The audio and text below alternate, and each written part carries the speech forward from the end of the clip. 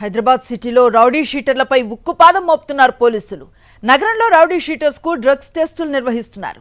ఇప్పటివరకు 250 మందికి పైగా పరీక్షలు నిర్వహించగా అందులో 190 మందికి పాజిటివ్గా తేలింది. నగరం మొత్తం 1300 మంది రౌడీ షీటర్స్ ఉన్నట్లుగా గుర్తించిన పోలీసులు వారందరికీ పరీక్షలు నిర్వహిస్తున్నారు. వీరికి గంజాయితో పాటు డ్రగ్స్ ఎక్కడి నుంచి వస్తున్నాయో ఆరా తీస్తున్నారు. గాంధీ, ఉస్మానియాతో పాటు ఎర్రగడ్డ మానసిక ఆసుపత్రిలో రౌడీ షీటర్లకు పరీక్షలు నిర్వహించారు. డ్రగ్స్ పాజిటివ్గా వచ్చిన రౌడీ షీటర్స్ ను ఆయా పోలీస్ స్టేషన్స్ లో అప్పగించారు. వారిపై కేసులు నమోదు చేసి కోర్టులో హాజరుపరిచారు. డ్రగ్స్ పాజిటివ్ వచ్చిన వారందరికీ వైద్యులు, మానసిక నిపుణులతో కౌన్సిలింగ్ నిర్వహించనున్నారు.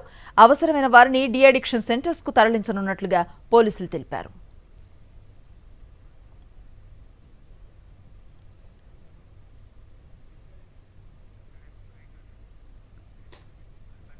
హైదరాబాద్తో పాటు శివారు ప్రాంతాల్లో ఉన్న రౌడీ షీటర్ల కదలికలపై పోలీసులు దృష్టి సారించారు.